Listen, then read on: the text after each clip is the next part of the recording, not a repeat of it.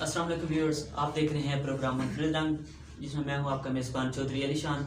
आज मैं एक ऐसे सहाफ़ी से आपका मुतारफ़ कराना चाहता हूं जो अपने मुनफरिद अंदाज में अवामी मसाइल को उजागर करने की कोशिश कर रहे हैं, जनाब रजा अदील साहब। अस्सलाम वालेकुम सर। वालेकुम अस्सलाम। सर कैसे मिजाज हैं आपके? अल्हम्दुलिल्लाह ठीक ठाक। आप कैसे हैं? सर अल्लाह पाक का शुक्र है तो है आपकी। सर पहले तो आप ये बताएं कि आपने इब्तदाई तालीम कहाँ से हासिल की? मैंने इब्तदाई तालीम गवर्नमेंट हाई स्कूल सादतपुर से हासिल की। उसके बाद गवर्नमेंट डिग्री कॉलेज 4 साल गुजरे हैं। ग्रेजुएशन तालीम है मेरी, और ग्रेजुएशन मैंने डिग्री कॉलेज से आलमगीर से की है। ठीक है सर, आपने ये सहाफ़ियत का शोबा ही क्यों अपनाया?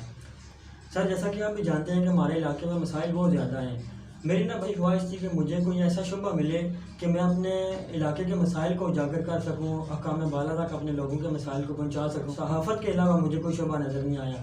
तो फिर मैंने दिसंबर 2018 में मैंने सहाफ़त को चुना, और अल्हम्दुलिल्लाह अब तक जो है वो अपने फ़राइज़ सरअंजाम दे रहा हूँ। सर क्योंकि ये एक नडर हकीकत है कि कोई भी काम आप करते हैं तो उसमें किसी न किसी उस्ताद का हाथ होता है, तो इस काम में आपका उस्ताद कौन है? मुझे सर कोई भी काम होना तो मैं अपने उस्ताद मोहतरम चौधरी हफीज़ साहब से रहनुमाई लेता हूँ। तो मैंने सबसे पहले उन्हीं से मशवरा किया कि सर आप क्या कहते हैं, मुझे ये शोबा इख्तियार करना चाहिए या नहीं करना चाहिए। तो उन्होंने मुझे ये रहनुमाई दी और कहा कि आप ज़रूर इसका चुनाव करें और अपना अंदाज़ मुनफरिद रखना है। तो उन्होंने मुझे ये नसीहत की थी बेटा कि सहाफ़त को सहाफ़त तक ही महदूद रखना, यानी अपनी ज़ात को इसमें शामिल नहीं करना। ठीक है, तो उन्हीं की रहनुमाई की वजह से अल्हम्दुलिल्लाह मैं फ़राइज़ सरअंजाम दे रहा हूँ। तो मुझे हफीज़ साहब ने रहनुमाई की।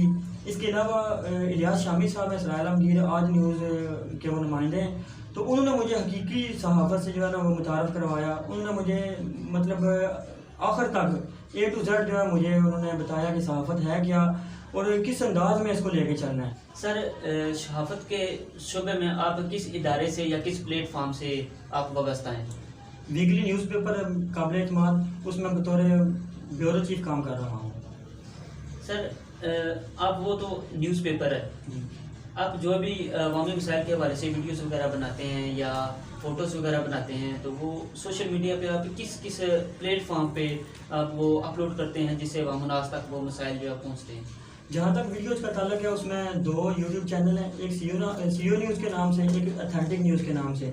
इसके अलावा मेरे फेसबुक पेज हैं 2, एक अथेंटिक न्यूज़ और उसके अलावा राजा अदील ऑफिशियल के नाम से। वीडियोज़ जो होती हैं वो यूट्यूब चैनल पे अपलोड करता हूँ, और जो फ़ोटो वगैरह होते हैं या कोई अवामी मसला होता है जिसमें पिक्चर की शक्ल में जो है वो कवरेज करता हूँ, वो राजा अदील ऑफिशियल के नाम से जो पेज है उस पर अपलोड करता हूँ।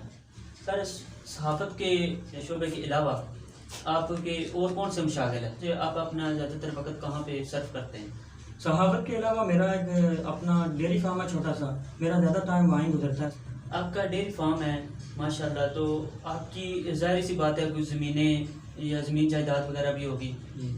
जी बिल्कुल, अपनी ज़मीन है अल्हम्दुलिल्लाह, तो ये सिलसिला चल रहा है।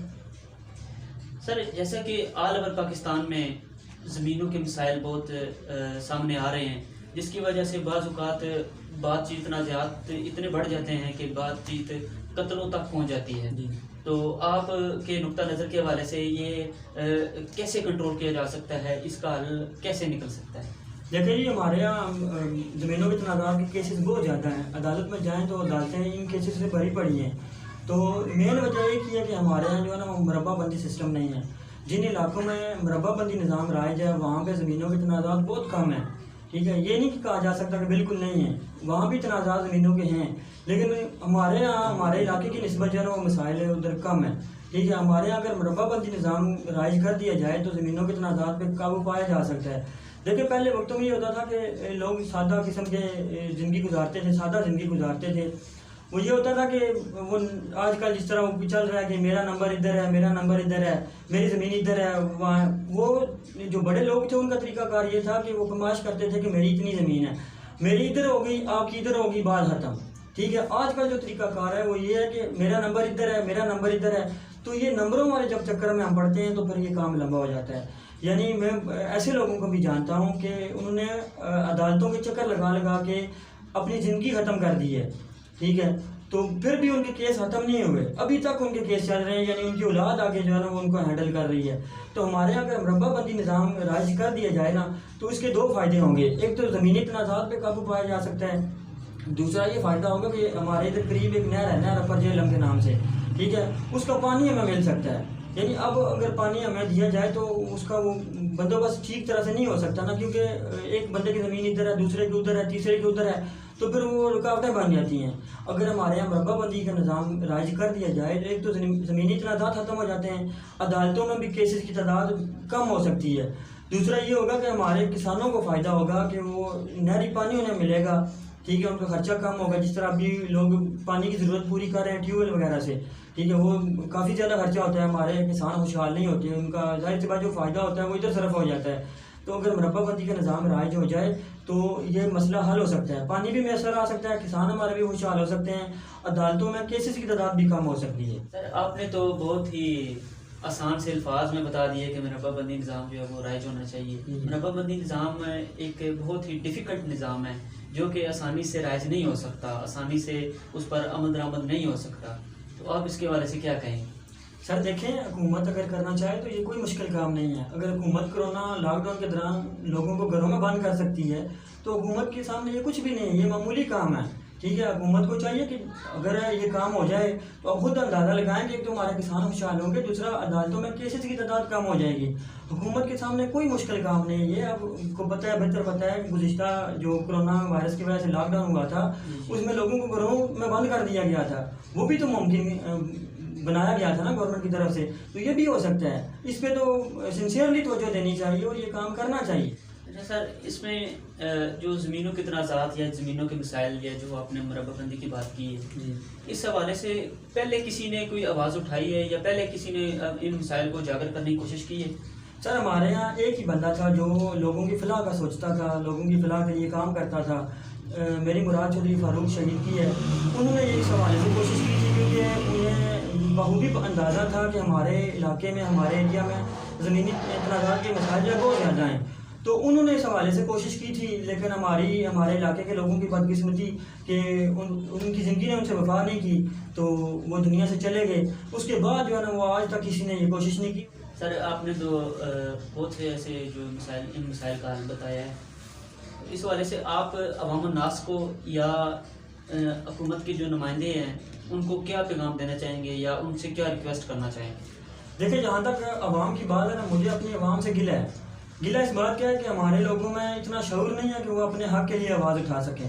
यानी हमारे यहाँ ये क्या होता है कि जब कोई सियासी हमारे यहाँ आता है ना वोट के लिए, हम कितनी डिमांड करते हैं, सिर्फ इतनी डिमांड करते हैं हमारी गली पक्की करवा दें, हमारी नालियाँ टूटी हुई वो पक्की करवा दें, ठीक है। इसके अलावा हम आने वाली नस्लों के लिए कुछ भी नहीं सोचते, ना अपने जो हक़ है उसके लिए आवाज़ उठाते हैं। हमारे इर्द गिर्द कितने मसाइल हैं, तो मैं यही रिक्वेस्ट करूँगा कि अपने मसाइल के हल के लिए आवाज़ उठाया करें और मुतालबा किया करें कि हमने आपको सिलेक्ट करवाया है तो आप हमारे मसाइल जो है ना वो उनको हल करें, ठीक है। जिस तरह ज़मीनी तनाज़ात के बारे में आपको बताया कि वो नस्लों से काम चला आ रहा है, अगर हमारे बड़ों ने ये काम पहले करवाया होता तो आज हमारे जो नौजवान हैं उनको ज़लील ख्वार ना होना पड़ता, ठीक है। और मुंतखब नुमाइंदों से यही गुजारिश है कि भाई आपको लोगों ने मुंतखब किया है तो किसी वजह से किया है, यानी अपने वो काम के लिए किया है कि आप हमारे जो काम है, हमारे जो मसाइल हैं उनको हल करें, ठीक है। अगर आप उनको हल नहीं करते तो फिर आपका फ़ायदा ही कोई नहीं है, ठीक है। अगर लोगों ने खुद ज़िल्लो ख्वार होना है, लोगों के बच्चों ने ज़िल्लो ख्वार होना है,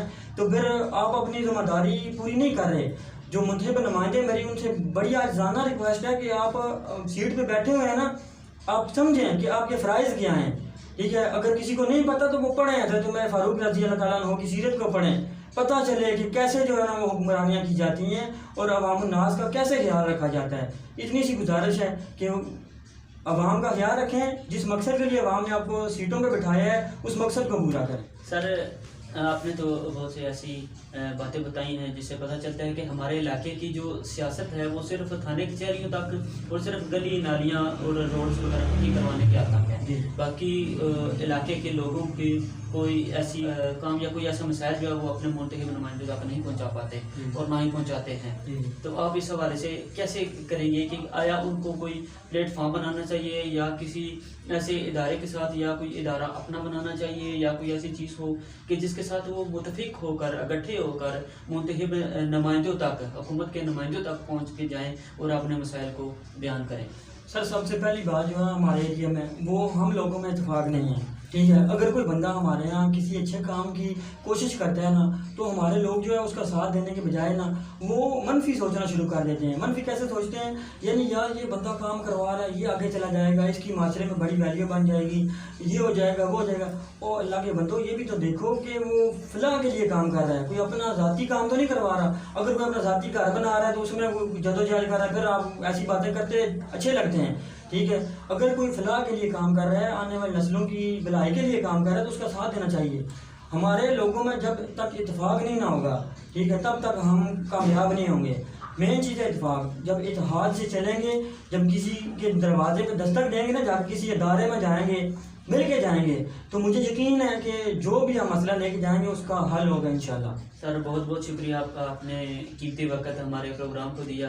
नाज़रीन इकराम, ये बहुत ही प्यारी शख्सियत जिनके साथ बातें करके बहुत मज़ा आया। यकीनन आपको भी बहुत से ऐसे मसाइल का हल मालूम हुआ होगा, या ऐसी बहुत सी बातें मालूम हुई होंगी जो पहले आपको मालूम ना थी।